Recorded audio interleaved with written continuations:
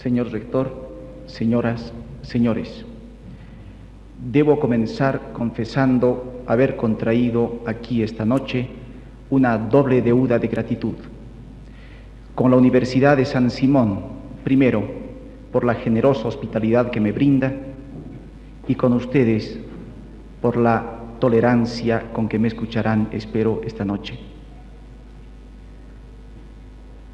Contrariamente a lo que podría suponerse, y debido a una omisión involuntaria en el título que se difundió para esta charla, la de esta noche no toca un problema ni tema literario.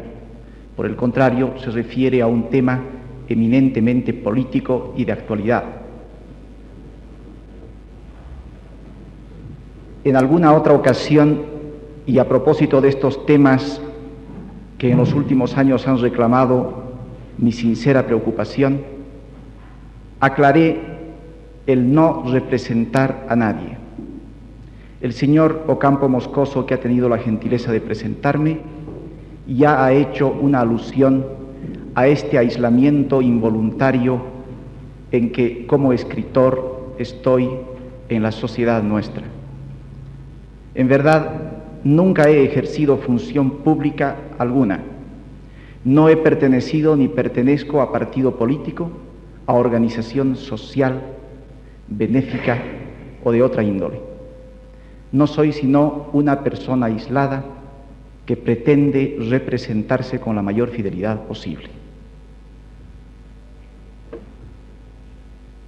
Alguna vez, en ocasión de decir a quién quería afiliarme, cuál era mi oficio, tuve un cierto rubor de confesar este que es mío, el del escritor, porque se da, es cuestión de semántica, a la palabra escritor un carácter de calidad, de jerarquía, que en realidad es injusto. Se dice escritor de quien escribe, como se dice zapatero de quien hace zapatos, sin que para ello sea indispensable decidir de la calidad de su manufactura. Así, es escritor quien escribe, no importa si mal o bien. Es en este sentido modesto, pero profundamente responsable, que yo asumo ante ustedes esta noche la tarea y obligación de dilucidar, con escasas luces es cierto, el problema de esta grave crisis que hoy día aqueja al país y de la posibilidad de alguna recuperación. ¿Cuál es el deber del intelectual en una sociedad en crisis? La nuestra ciertamente es una sociedad en crisis, pero contrariamente a lo que podría imaginarse de un modo interesado, no es una crisis de transición, sino por el contrario, una crisis que evidencia ser de decadencia. En el intelectual, cualquiera que fuese su especialidad, así sea catedrático de una universidad, profesional, periodista, escritor o artista plástico, hay una grave responsabilidad respecto de su sociedad. Hay hechos que atañen a la vida de la comunidad y que pueden, y de hecho son, desapercibidos para el común de las personas. Pero un intelectual está en la obligación de advertir aquello que pasa inadvertido para los demás. Y cuando advierte esto, una acechanza, una amenaza cualquiera, cualquier hecho que pudiera poner en riesgo la vida de la comunidad y su futuro, está obligado a decirlo públicamente y con todo el valor civil de que sea capaz. Hay dos formas de faltar a la verdad: mintiendo, que es una manera grosera de hacerlo, y callando, más sutil y por lo mismo altamente peligrosa. El soslayar la dilucidación de los grandes temas nacionales de manera sistemática es una forma de mentir. El silencio con que alguna prensa radial o escrita evade medrosamente el tratamiento de temas que pudiesen traer complicaciones a sus intereses materiales es un silencio culpable. Y con ese silencio, todo intelectual, toda persona que tiene la obligación de discrepar públicamente si hay razones para ello, está sumándose a una campaña medrosa y condenable de silenciamiento de las verdaderas causas que explicarían la situación en que el país está hoy día. Es por esta razón que, aunque temo mucho no decir esta noche aquí lo que a ustedes les gustaría escuchar, temo mucho más todavía callar lo que debo decir.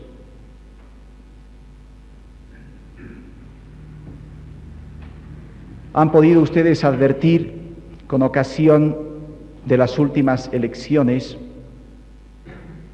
que algunos órganos de prensa, siguiendo esta trayectoria a la que me refería hace un momento, han editorializado, por ejemplo, sobre la exportación de fruta o sobre la crisis en Laos, cuando en nuestro país habían problemas demasiado graves y perentorios que resolver. Esta es una forma de fingido bizantinismo por la que apareceríamos nosotros más interesados en problemas que nos son extraños que en los problemas que nos competen de una manera tan íntima, tan dolorosamente próxima. Este silencio del que yo no quiero hacerme cómplice explica en gran parte la desorientación general en que hoy día está el pueblo de Bolivia. Si hay un signo característico de nuestro tiempo en nuestra comunidad, es este de la desorientación general.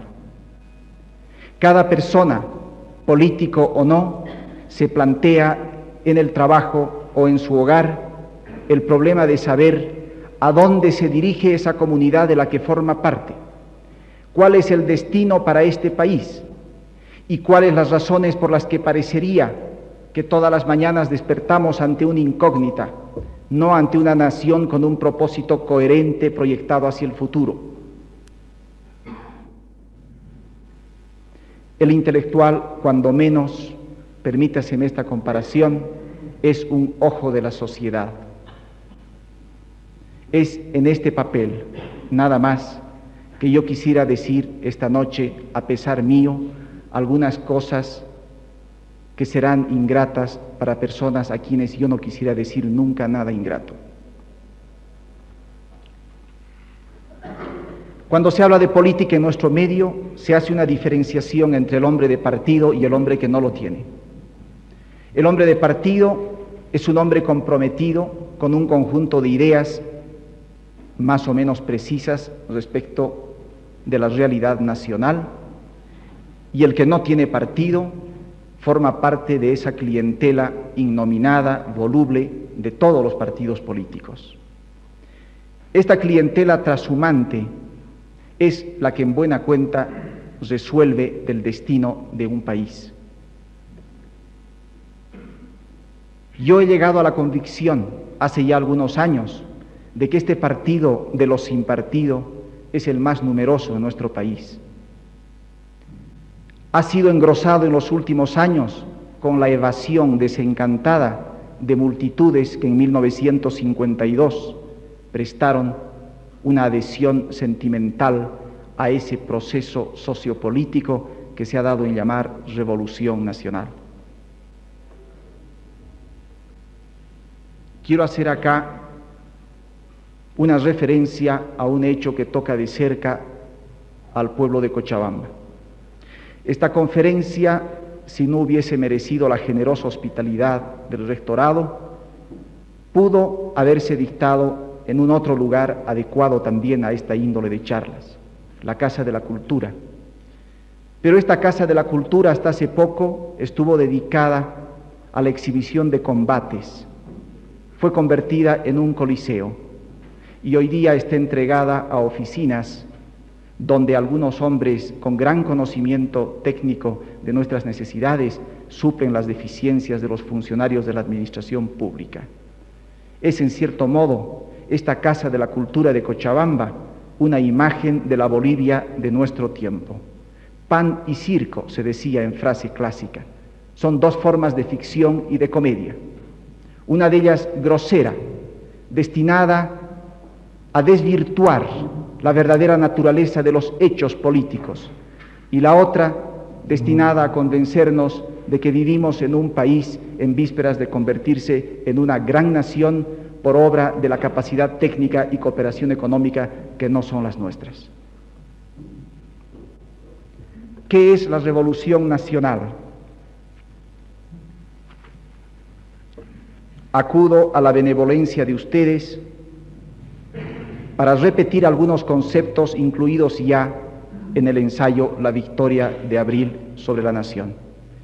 Y me veo en la necesidad de leerlos porque son breves y porque de este ensayo surge en verdad la conclusión a la que yo quisiera arribar esta noche.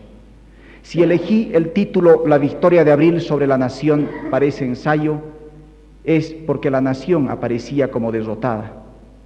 De esa derrota es que quiero hablar esta noche, de la derrota de la nación y de una esperanza, la esperanza de nuestro pueblo. Decía que hay en la relación escrita del desarrollo político de toda excolonia un mayúsculo error de interpretación histórica. Consiste en atribuir a la fundación de la República el carácter de un bajido histórico. De este inveterado equívoco se sigue con envidiable e ingenuo sentido cronológico que toda edad posterior a la de su advenimiento será edad de aproximación a un estado de plenitud de difícil definición. Al reconocer en el momento de la organización republicana un anodino punto de partida, se ignora que si bien para la biografía de la República en cuanto república, toda época pretérita tiene apenas el sentido de una progenitura proclive a la leyenda, para la historia, en cambio, tiene el valor de un desarrollo social cuya culminación es la República misma. Así, el Alto Perú es la infancia de nuestra nación y su transmutación en Bolivia indica el momento en que algunos postulados y algunos apetitos colectivos hicieron posible un breve pero intenso estado de entusiasmo en torno de la idea de república independiente. Si la fundación de Bolivia es el apogeo de una ascensión que dura lo que duró la colonia, ¿no parecerá natural, acaso, que la centuria posterior al hecho fundamental sea una inevitable caída hacia un perigeo sospechosamente próximo en el tiempo a la guerra del Chaco? ¿Por qué, si la idea de independencia dio cohesión al conglomerado social altoperuano, logrado este ideal, habrá que preguntarse por el elemento unificador que debió aglutinar a los grupos circunstancialmente unidos? Una nación es una sociedad que vive cotidianamente venciendo el riesgo de disolución y creando atractivos programas de acción en común. No se requiere de gran perspicacia para percatarse de que, comparado con el apetito libertario de la edad colonial, heroicamente satisfecho, todo cuanto la República deseó después fue un plato de lentejas. ¿Qué otra cosa sino significaba el repertorio de ideales republicanos comparados con aquel alucinante proyecto de ser libres e independientes y de entrar súbitamente en el goce de cuanto hasta entonces no les pertenecía? Juzgada así nuestra historia, Bolivia habría nacido de un extremo acto de fe, la República Independiente. A expensas de este magnífico estado de hipertensión cívica, vivió la República un siglo. En este ensayo se hacía referencia a la guerra del Chaco después del hecho libertario y a la revolución de 1952 como a dos cimas en la vitalidad de la nación. Fueron de hecho dos circunstancias históricas que concitaron la máxima cohesión de que ha sido capaz nuestro país, aunque por circunstancias completamente distintas. Es ya un lugar común entre los comentaristas de nuestra historia política el hecho de que luego de la guerra del Chaco y de la tragedia que significó esa nuestra derrota nacional, muchos hombres jóvenes y muchas ideas también jóvenes comenzaron a agitarse en nuestro ambiente político en busca de soluciones que aseguraran un futuro mejor para el país. Todas estas corrientes y todos estos hombres no tenían sino un propósito, un objetivo, una vasta empresa de rectificación nacional que pusiese en manos de los bolivianos la convicción de ser capaces de dar forma a una nación fuerte y digna.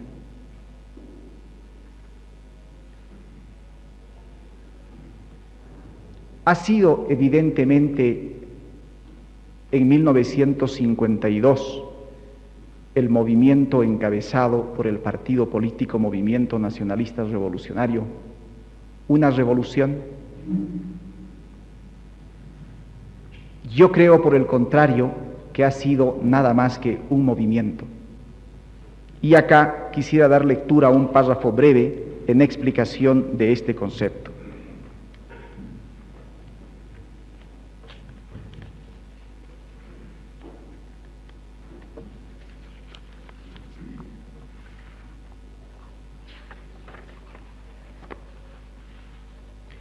El proceso político iniciado el año 1952 ha merecido, sin discrepancia conocida, el nombre de revolución. Con igual unanimidad se le ha añadido el aditamento nacional para significar que la hondura de las transformaciones intentadas que justificarían el primer vocablo es de una profundidad que más allá de nuestras fronteras parecería superficial. En este reconocimiento de su carácter locativo, en esta confesa carencia de un sentido ecuménico, debiera detenerse la curiosidad de los comentaristas políticos. Es la confesión de que falta una pieza sin la que el mecanismo revolucionario no puede funcionar. Esta pieza tiene un nombre: universalidad, y su intervención en el aparato revolucionario es a tal punto necesaria que sin ella el vertiginoso avance de que sería capaz se reduce a una triste ilusión de movimiento que no progresa. Tal el caso de esta revolución nacional que ya cumple, en ese entonces decía, 8 años, en la tarea de desordenar la apariencia institucional de Bolivia y con ello regalarse la sugestión de que transcurre por paisajes nuevos. El requisito ecuménico podría no tener un sentido tan riguroso si acaso Bolivia fuese una nación de estructura sui generis. Pero sucede que la suya es una organización común a todo Occidente. No digo que hubiese sido, sino que continúa siendo la misma, sin innovación digna de la medida revolucionaria. Porque la modificación del régimen de propiedad agraria o la aplicación de un criterio irrestricto en la interpretación del voto universal o la estatización de la economía nacional y la desnacionalización de la economía del Estado son todas medidas que podrían parecer audaces más bien por sus consecuencias que por la dificultad de realizarlas, pero que con algunas diferencias de forma y de tiempo, ambas desfavorables a Bolivia, han sido adoptadas por otras naciones que no por ello incurrieron en el error de suponerlas probatorias de un Estado revolucionario. En cuanto a la calificación de nacional con que se orna la intención revolucionaria, obedece a un doble propósito. El primero le confiere un carácter diferenciador por el que la empresa intentada no reconocería vínculo alguno con la revolución proletaria en la que se objetiviza la filosofía marxista. Política de buena vecindad, se dice en un cauteloso lenguaje político y diplomático. El otro propósito es despojar al movimiento de abril del carácter doméstico que tiene y cubrirlo con una extraña vestidura autóctona y exótica a la vez.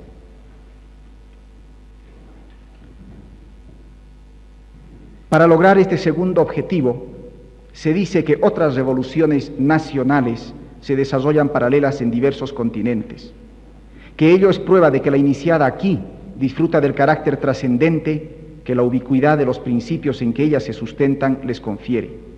Pero este es un puro error de interpretación. Lo cierto es que los movimientos de emancipación nacional comunes al África, Asia y América obedecen al ciclo de integración y desintegración imperial que es una constante histórica. La Roma imperial fue el resultado de progresivas incorporaciones y su decadencia y muerte fue causa y efecto de un movimiento de secesión por el que los núcleos incorporados buscaron su emancipación. Estamos asistiendo al ocaso de los imperios europeos y por ello al nacimiento de nuevas repúblicas. En la medida en que aquellos se aproximan a su muerte, se acercan éstas a un estado de plenitud que, por magnífico y ansioso que fuese, no constituyen un estado revolucionario. ¿Qué era pues sino revolución este proceso iniciado en abril de 1952? Era un movimiento, un auténtico movimiento. Y la diferencia entre este y un simple partido político no está solamente en orden a la magnitud del mismo o al número de militantes o adherentes, sino a que un movimiento se propone interesar a la nación en torno de un objetivo nacional y un partido se propone llegar al poder para el desarrollo de un programa que generalmente no significa una modificación más o menos radical de las estructuras hasta ese entonces vigentes. Era pues un movimiento, y a mi juicio en la historia política del país, ninguno más popular, ninguno había merecido hasta ese instante mayor y más apasionada adhesión del pueblo de Bolivia. Sin embargo, debemos preguntarnos por el grado de coherencia atribuible a los grupos que conformaron este movimiento nacionalista revolucionario de 1952. ¿Se trataba realmente de un movimiento doctrinalmente definido, o por el contrario había en él un sinnúmero de ingredientes de muy distinto origen doctrinal? Más bien que la ortodoxia en materia doctrinal marxista, porque más de una vez se ha señalado la tesis de Pulacayo y otras contribuciones de carácter teórico como fundamento de este movimiento iniciado el año 52, lo que hubo fue la penetración en una sigla, el MNR, de una serie heterogénea de grupos y partidos políticos que entraron por este medio en la posibilidad de llegar al poder y operar desde allí una grande transformación en el país. ¿Quiénes participaron en la Revolución de Abril? Si nosotros conceptuamos a la nación no como una empresa comercial de la que unos son socios mayoritarios y otros lo son en minoría, sino como una comunidad de la que nosotros tenemos que ser irremediablemente solidarios en horas de fortuna o de desastre, no podemos entender al movimiento nacionalista revolucionario del año 52 como a un grupo extraño a la nación. Hay una tendencia en aquellos grupos políticos que se han opuesto a este partido a considerarlo como un grupo extraño al país. Yo soy de los que sostiene desde hace tiempo que el movimiento nacionalista revolucionario del año 1952 mereció la adhesión del país en su gran mayoría. Soy de los que sostiene que si ellos han fracasado en el gobierno, también nos han arrastrado a nosotros en este fracaso. Todos los hombres de este país teníamos el derecho de confiar en que esa grande esperanza puesta en sus manos no fuese frustrada. Teníamos el derecho de exigir que ellos, apoderados políticos nuestros, fuesen dignos de esta confianza popular y no malgastaran y no dilapidaran la enorme energía acumulada en muchos años después de la Guerra del Chaco.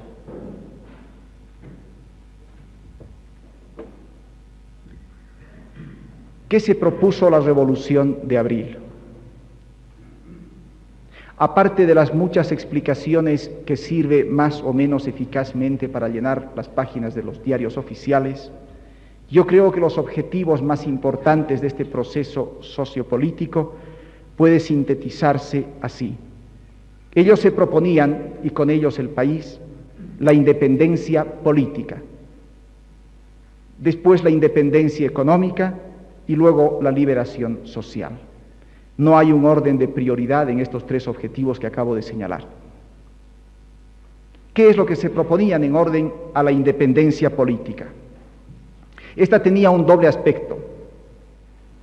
En lo nacional era la independencia del Estado respecto de otros intereses dentro del país y sobrepuestos al mismo.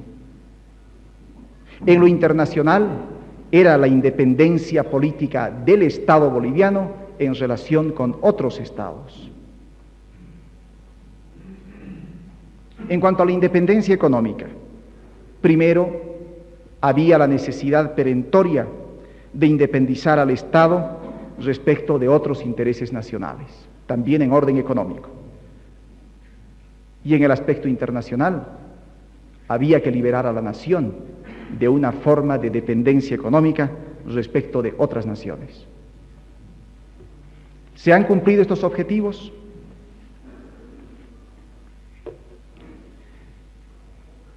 El gobierno del MNR, al estatizar la minería privada, ha sumado al poder político un poder económico que, por ser la industria extractiva base de la economía del país, ha significado para él una acumulación de poder económico y político incontrastable. Pero esto le ha permitido, ¿acaso, esa forma de liberación que ellos y el resto del país se proponían obtener por esta vía? ¿No es acaso más bien una forma de prevaricato político? ¿No es verdad acaso que el movimiento nacionalista revolucionario desde el gobierno se convierte en juez y parte, y acumulando el poder económico en el poder político, ya no del Estado, sino del gobierno, que significan dos cosas completamente distintas, ha sobrepuesto al Estado, que implica el concepto de nación, un otro orden puramente gubernamental y burocrático en manos de un partido y sobrepuesto a los verdaderos intereses nacionales? Y en cuanto a la pretensión de encontrar por este camino una independencia política respecto de otros estados, ¿no es evidente acaso que la minería estatizada, en constante deterioro por la incapacidad y la deshonestidad de quienes la administran, ha tenido necesidad de una cooperación económica creciente de los Estados Unidos de América? Si además el Estado es el propietario de estas minas, ¿no es evidente que hoy día se ha reemplazado a lo que fue un poder económico nacional dentro del país por un poder político extranacional que tiene que decidir de la suerte de ese gobierno administrador de las minas?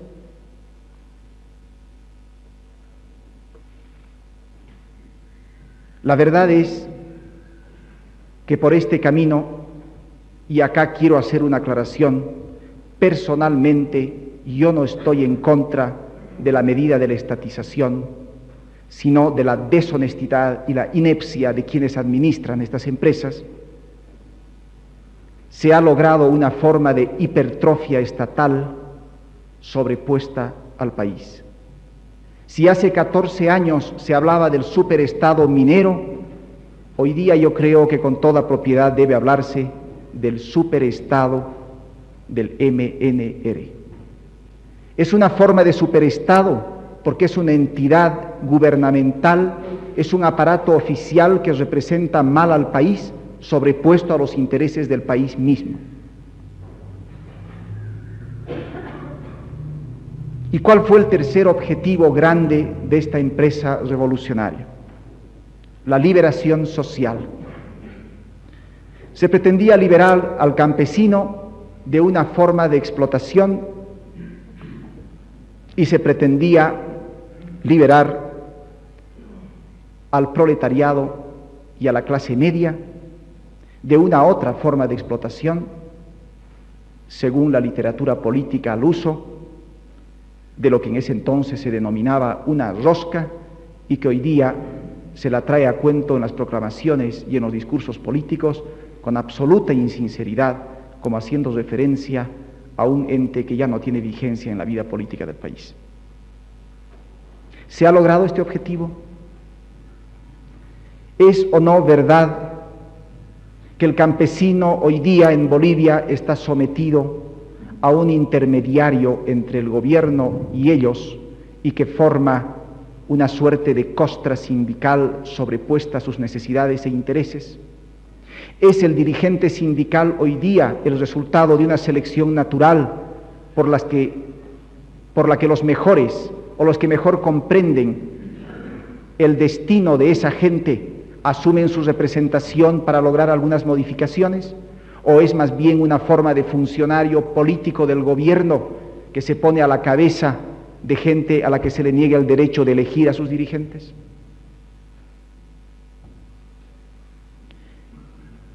El movimiento nacionalista revolucionario, a partir del tercer periodo de gobierno, ha presenciado, no sin preocupación, un fenómeno de liberación de estos hombres que componen aquello que denomino la costra sindical sobrepuesta a los sindicalizados. Es una forma de manumisión por la que estos hombres adiestrados en el manejo y control del campesino o del proletario se liberan del control político gubernamental y comienzan a realizar un trabajo de proselitismo en beneficio ya no de un partido en el gobierno, sino de una clase sin partido, o peor aún, de una clase como partido.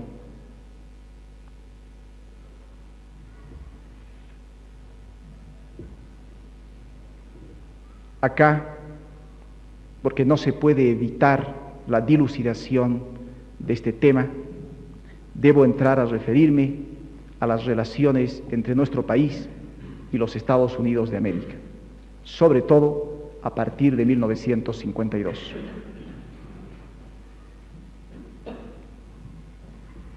La revolución boliviana, como se ha dado en llamar a este proceso, no ha sido la primera en el tiempo en nuestro continente. Todos ustedes saben de una otra anterior operada en Guatemala y de una otra posterior todavía vigente en Cuba. ¿Cuál fue la actitud de los Estados Unidos de América respecto de estos procesos políticos operados en tres países? En el caso de Guatemala fue una revolución efímera, dominada por la fuerza, por intermedio de un capitán que, apoyado por ciertos intereses económicos, pudo dar fin con esa insurrección cuyas peculiaridades yo desconozco. En el caso de la revolución boliviana, es el caso característico de una insurrección popular domesticada por el hambre. Hay una razón fundamental y que, a juicio de quienes dirigen la política internacional en los Estados Unidos, explica esta amistosa consideración que siempre ha tenido desde el año 52 el Departamento de Estado por la revolución boliviana. Se trata de una revolución que, a pesar de ser tal, es sin embargo respetuosa del régimen interamericano. En la medida en que un proceso revolucionario de esta índole, dicen ellos, se mantiene solidaria con ciertos principios, aquellos que aparentemente sustentaría a modo de líder los Estados Unidos de América, es un proceso político insurreccional que debe merecer la tolerancia y aún el apoyo de los Estados Unidos de América. A esta circunstancia debe agregarse el hecho de que la revolución boliviana fue sorprendida en la hora de su ocaso por la vigencia de este mismo proceso, pero con carácter continental. Cuando habían razones para suponer que este proceso iniciado aquí con tanto vigor había comenzado a decaer al punto de poner en riesgo la estabilidad del partido de gobierno, la vigencia de ciertos principios, de ciertas actitudes en otros países latinoamericanos le dieron un nuevo impulso venido de fuera, impulso que desgraciadamente no ha servido para tonificar un proceso de recuperación y rectificación nacional, sino para consolidar en el gobierno a los saldos de un partido opuesto en lo substancial a los intereses del país. Ustedes comprenderán la dificultad que tengo en expresar, como lo hago, estas opiniones, si están enterados que no hacen 20 días estuve en los Estados Unidos de América, invitado por el Departamento de Estado en relación con su programa de cooperación cultural. Allí hice declaraciones para la prensa y la radio y sostuve más o menos puntos de vista semejantes a estos. Hago esta aclaración porque mi posición como hombre que debe un trato cortés al pueblo de los Estados Unidos y una hospitalidad que yo agradezco, es al mismo tiempo la del hombre que a su retorno está obligado a decir algo más serio y más hondo que el aparente confort en que vive el pueblo norteamericano, algo que atañe a nuestro destino.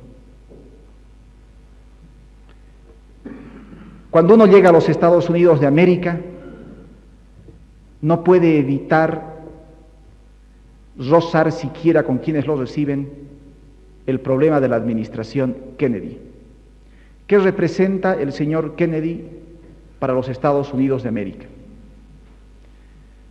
Para una parte de este país, aquella que no se aviene a prestar su concurso a modificaciones que son imposibles de detener o de desvirtuar, se trataba de un joven intelectual, audaz, con ideas peligrosas para los Estados Unidos, un gran innovador al que no debía dejarse por mucho tiempo más en el gobierno, acumulando un poder político que amenazaba con los principios básicos de la manera democrática que tiene peculiarmente Estados Unidos de organizarse. En cambio, para otra parte de esa nación, Kennedy fue el gran revolucionario, el principio de una modificación profunda en los hábitos y costumbres de ese país. He podido observar allá que la muerte de Kennedy no ha servido en absoluto para destruir los principios que él difundió desde su gobierno. Por el contrario, la muerte de Kennedy ha sido a modo de un pedestal que ha erigido su figura más fuerte, más justa y más segura de su victoria en el futuro. Hay mucha gente en ese país que está convencida de que Kennedy, como el Cid, ha de vencer después de muerto. Kennedy se ha hecho idea y esto es invulnerable. Hago esta referencia a Kennedy porque fuera de los Estados Unidos y dentro de él se advierte un fenómeno que a los norteamericanos deja perplejos. ¿Por qué este hombre es más popular fuera de los Estados Unidos que dentro de los Estados Unidos?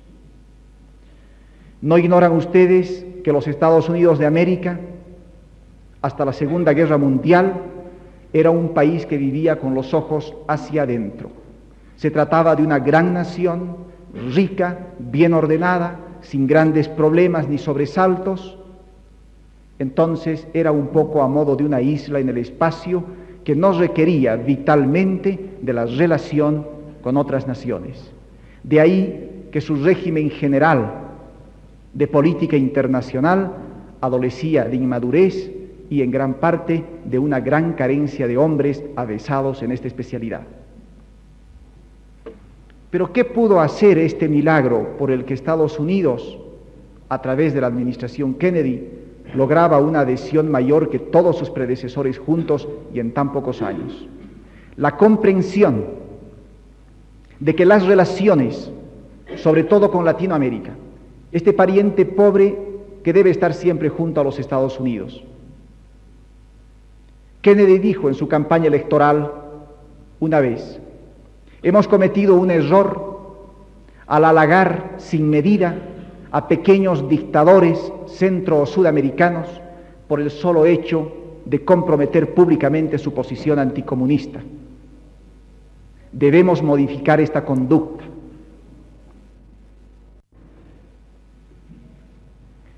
La Alianza para el Progreso, obra del presidente Kennedy,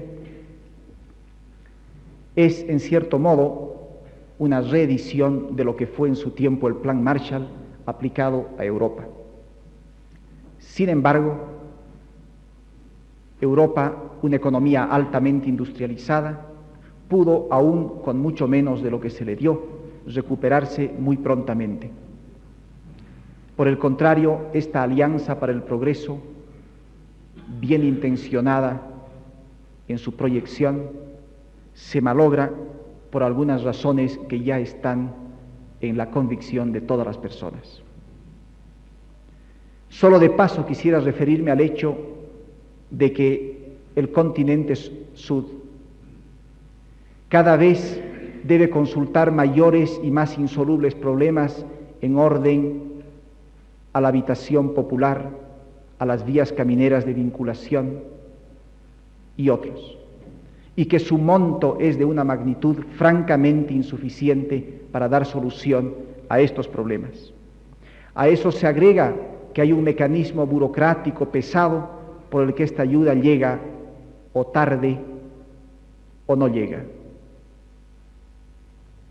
Además, también está en el conocimiento de todos, se nos provee, dentro del plan de la Alianza para el Progreso, más bien de bienes de consumo que de bienes de producción. A lo que sí quisiera referirme con mayor amplitud es a un aspecto que tiene una relación directa con la política. Es verdad que propiciar una diplomacia de pueblo a pueblo es francamente utópica, pero no es menos cierto que comienza a manifestarse un disgusto general en Latinoamérica por esta forma de cooperación económica que aparece más bien que entregada a los pueblos, a los gobiernos con quienes los Estados Unidos mantienen buenas relaciones. Esto deja la idea, justa o no, de que a los Estados Unidos de América les interesa más que la buena voluntad de sus pueblos la docilidad de algunos gobiernos. Esto es cierto o no en el caso de Bolivia. ¿Cuál ha sido tradicionalmente la política del Departamento de Estado respecto de los países latinoamericanos?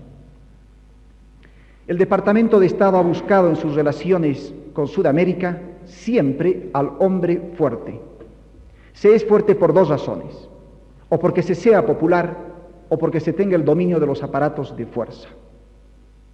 Esto hacía que en una buena parte los presidentes de las repúblicas centro y sudamericanas fuesen militares, por la segunda razón obviamente y no por la primera. Además eran por su formación profesional anticomunistas y esto daba aparentemente suficiente fundamento para que los Estados Unidos de América los apoyaran decidida e incondicionalmente. ¿Cuál ha sido, en relación con este esquema, la clase de ayuda y cooperación política y económica que el Departamento de Estado ha prestado al gobierno del movimiento nacionalista revolucionario?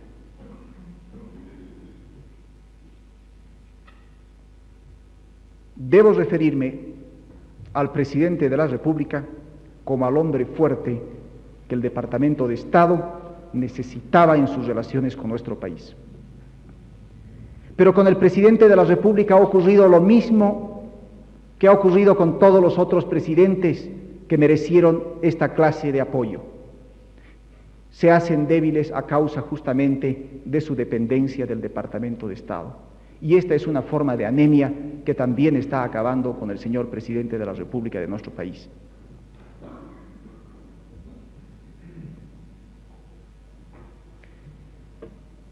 Yo quiero esta noche poner el acento sobre todo en esta reflexión que a juicio mío explica en gran parte este grado de desorientación y de angustia en que vive el país. ¿Por qué razón el Departamento de Estado se empeña en convencernos a los bolivianos de que hay solo un hombre capaz de garantizar el desarrollo de este país? De que hay solamente un hombre en quien él puede confiar. Se resiste el país a aceptar esta forma de providencialismo doméstico, por el que todos los demás somos gente incapacitada para la administración eficaz y honesta de nuestros negocios nacionales. Este grado de dependencia a que ha llegado nuestro país respecto de los Estados Unidos de América es algo que insensiblemente inhibe la conducta de toda la nación. No se puede admitir la idea de que nuestro país amanezca todos los días para enterarse por los diarios de lo que los Estados Unidos han resuelto hacer en nuestro territorio al día siguiente. No es posible que los señores periodistas busquen en la embajada americana la respuesta a nuestros problemas. Es verdad que el Departamento de Estado quisiera, en la medida en que fuese posible, desligarse de esta grave responsabilidad que está adquiriendo y que compromete su prestigio. Pero no es menos cierto que una parte de ese partido del gobierno que hoy día queda en el Palacio encuentra la manera de convencerles de que ellos son la única posibilidad de evitar en el país un caos, una anarquía, de evitar que el comunismo llegue al gobierno. Este es uno de los argumentos simples por los que se nos ha querido convencer de que solo hay dos alternativas para Bolivia: o el presidente de la República a la cabeza de los residuos de su partido en una posición anticomunista, o el comunismo. Este es un esquema tan ingenuo y tan deliberadamente simplificado que una gran parte del país está resuelta a rechazar. La falta de una alternativa política al gobierno del MNR parecería ser el fundamento de esta adhesión, de esta cooperación sin límites que hoy día presta el Departamento de Estado al gobierno del señor Paz Estenssoro.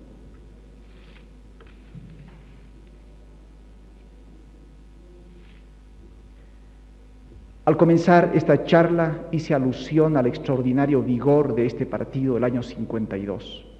Creo que está en la conciencia de todos que por lo menos los primeros 4 años se sostuvieron sobre la base de una auténtica popularidad. Creo que los otros 4 fueron años en los que el gobierno se mantuvo gracias a la eficacia de ciertos organismos de represión y de fuerza. Los últimos 4, estos que están terminando en estos meses, en realidad les sostiene nuestra debilidad, que es la debilidad de todo el país. Y esta debilidad es fruto de nuestra desorientación. Los próximos 4, no hay que dudarlo, solo lo sostendrá el Departamento de Estado si persiste en esta equivocada tarea.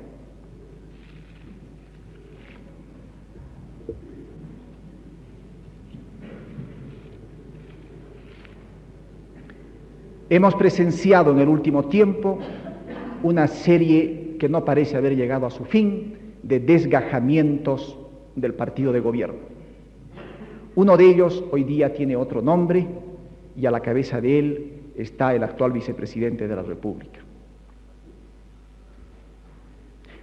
Todos se han dado cuenta de que este desgajamiento último es tan grave para el movimiento nacionalista revolucionario que significa poco menos que un corte en el cordón umbilical que unía a eso que queda del partido de gobierno con lo poco que le quedaba del pueblo. Y sin embargo, a pesar de esta orfandad en el seno de su propia organización partidaria, parecerían existir razones de tan difícil comprensión que nosotros no alcanzamos a entenderlas para perseverar en la idea de sostener a ese residuo de partido y al presidente de la República en actual ejercicio.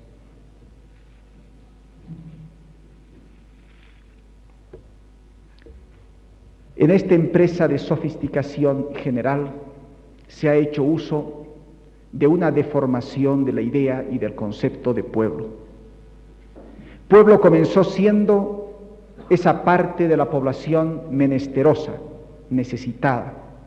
Después ha sido reemplazada por una capa compuesta por funcionarios públicos y gente que no tiene trabajo, como no sea el prestar servicios a reparticiones de represión en el gobierno. Pero es que se puede admitir hoy día en Bolivia la idea de que pueblo sea solamente ese centenar que concurre a la Plaza Murillo de La Paz en ocasiones en las que se exige su concurrencia para manifestar una débil, casi agónica adhesión política. ¿No es pueblo acaso y con mayor derecho ese que está compuesto del chofer de taxi, de la costurera o del profesional, ese que con amargura todos los días se pregunta lo que ha de ocurrir con su país al día siguiente? ¿Cuál es la diferencia entre esa caricatura de pueblo que sale a los desfiles y en ese otro pueblo que permanece en sus casas. La diferencia está en que ellos están unidos, aunque fuese por el salario. Los otros, todos, estamos absolutamente aislados, los unos de los otros. Yo no puedo creer que solamente a mí o a otras personas nos ocurre este fenómeno de sentirnos solos, de sentirnos tan aislados que creamos los límites de nuestra individualidad como si fuesen los límites mismos del mundo externo. Hay una falta de conexión vital que obedece a causas muy hondas y de las que tenemos que preguntarnos cómo salir. Si algún motivo grande y noble había en el fondo del proceso revolucionario iniciado el año 52, era una razón de soberanía que debe estar por encima de cualquier otro concepto. Liberación económica, liberación política, liberación social, significaban en suma un solo concepto: afirmación de patria, sentido de nación, soberanía popular y política. ¿Somos hoy día un país soberano? ¿Está en nuestras manos decidir de nuestros problemas? ¿Cómo puede admitirse que un país, por bien intencionado que esté otro, encomiende la designación del partido opositor que debe vigorizarse como alternativa política o el número de años que debe permanecer un funcionario público, sea quien decida de estas cuestiones de detalle? Hay en este hecho, que es la insurrección de 1952, algo que nos toca aún a los que hemos estado frente al gobierno desde el primer instante. Yo personalmente, y perdóneseme esta referencia personal, y mucha gente en este país, ha estado frente al gobierno, pero no porque hubiese hecho una revolución, sino porque no la ha hecho, porque no ha habido amor en el fondo de ella, porque no ha habido fecundidad en ninguna de sus medidas, porque todo ha seguido el signo de la deshonestidad, de la ineptitud o de la barata y mezquina represalia política. Pero nosotros teníamos el derecho de esperar algo más que esta forma de empresa comercial en que se ha convertido ese proceso insurreccional. Teníamos el derecho de exigir que ellos no incurran en esa forma jurídica que se llama abuso de poder, y en este caso también abuso de confianza.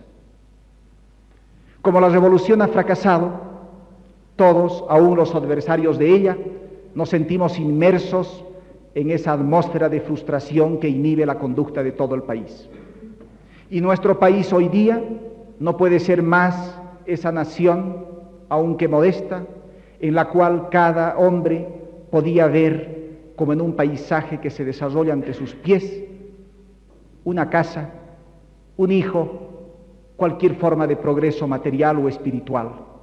Hoy día tenemos la sensación casi física de estar parados al borde de un abismo, y cada día para nosotros es una incógnita angustiosa.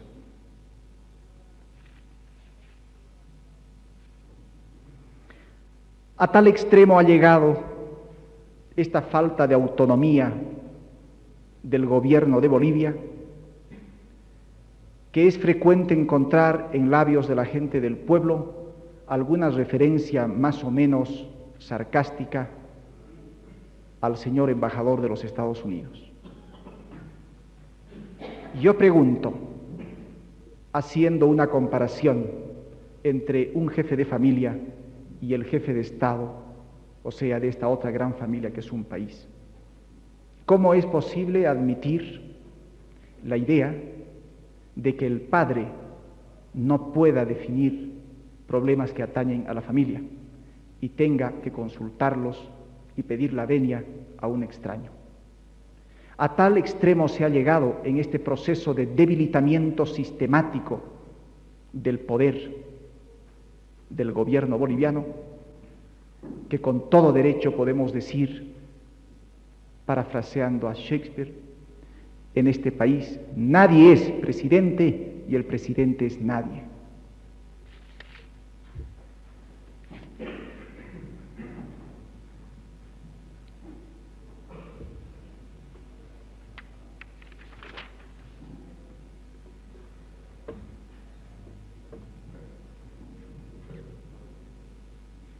Esta conferencia ha sido deliberadamente titulada De la derrota a la esperanza. Cuanto he dicho hasta este instante no es sino reflejar con mucha imprecisión la derrota, que es la nuestra. Yo quisiera además, es una pretensión excesiva, señalar un otro camino de esperanza y de recuperación para el país. Hay entre los bolivianos una generación que ya debió habérsela designado como la generación del 52. Se trata de personas que no pasaban los 25 años de edad cuando se inició este proceso y hoy día son gente que está por encima de los 35. Todas estas personas no han tenido ninguna forma de cooperación con los gobiernos anteriores y no la han tenido con el gobierno actual. Y sin embargo de ello, sin embargo de esta absoluta falta de responsabilidad en el pasado y en el presente, tampoco parecen tener la posibilidad de prestar su concurso a una empresa de rectificación nacional.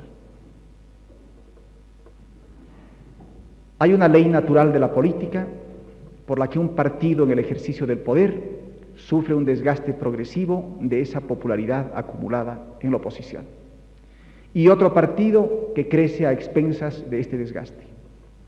Si convenimos en que el movimiento nacionalista revolucionario del año 52 fue el partido político más popular en nuestra historia, y hoy es casi axiomático que es un partido francamente impopular, tenemos que preguntarnos por aquel partido que hubiese crecido a expensas del decaimiento del partido de gobierno. Si no hay un partido que hubiese crecido en esa medida, por lo menos en una medida aproximada al decrecimiento del movimiento nacionalista revolucionario, tenemos que pensar en que dirigentes políticos y no políticos de este país tienen que proponerse encontrar una solución, el definir un camino que pueda dar organicidad a esta masa de gente que se opone al gobierno, pero que no sabe para qué se opone o para conseguir qué después, cuando le toque el turno de asumir responsabilidades de gobierno.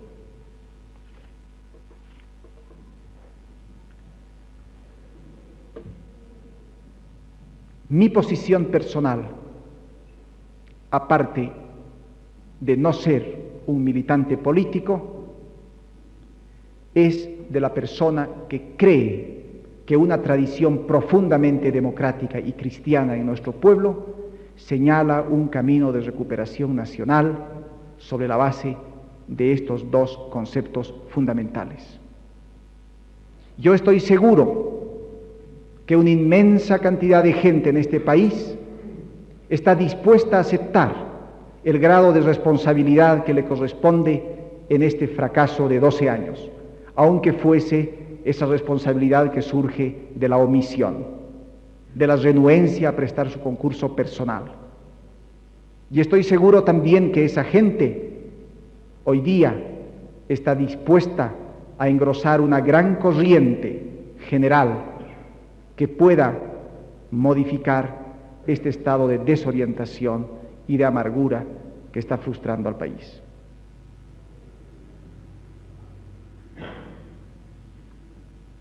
Antes de concluir, y relativo al tema de la cooperación internacional entre los Estados Unidos de América y el nuestro, yo quiero hacer una explicación de por qué todos los días la ayuda económica que recibe el nuestro es mayor y por qué todos los días esa ayuda parece ineficaz. Mientras en el gobierno americano y en el contribuyente de ese país subsista la idea de que la cooperación generosa, puramente filantrópica, que se acuerda a nuestro país, es la cooperación económica que se presta a una comunidad de mendigos, incapaces de administrarse por sí mismos y entregados a una campaña indefinida de exacción y chantaje internacional.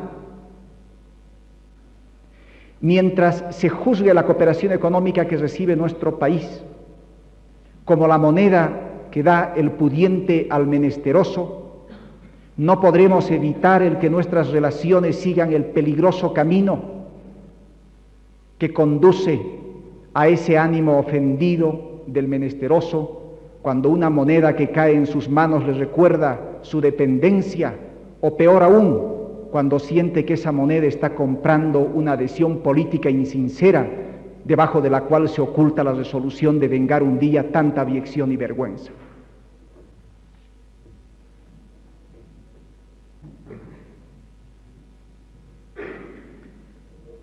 Yo debo acudir frecuentemente a vuestra tolerancia para permitirme algunos juicios que podrían parecer excesivos.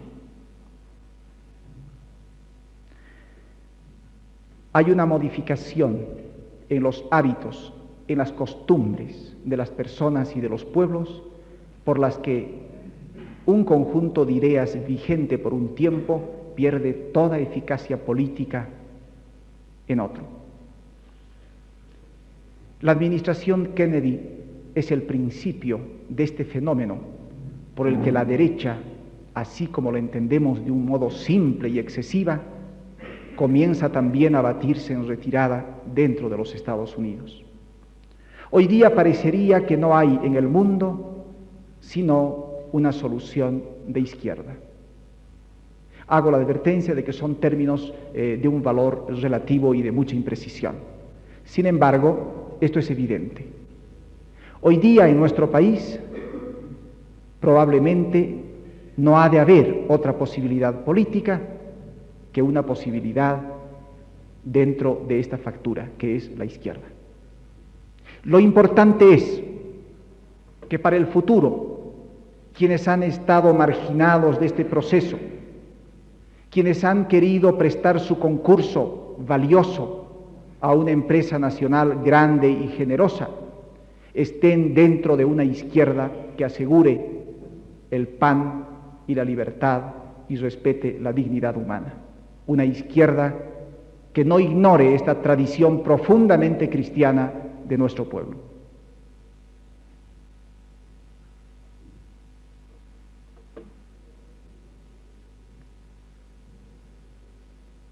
Señor rector, señoras, señores, debo pedir a ustedes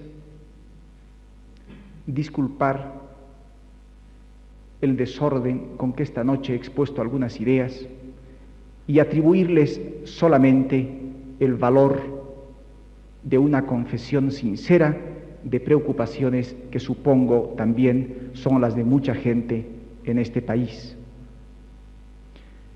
Yo he buscado en esta ocasión, aparte de la necesidad y satisfacción de relacionarme con la universidad y los círculos intelectuales del departamento de Cochabamba, una forma también de liberar mi conciencia, diciendo con el valor civil con que uno debe asumir esta clase de actitudes, algunas ideas, algunas preocupaciones que creo son de una buena parte de la gente de nuestro país.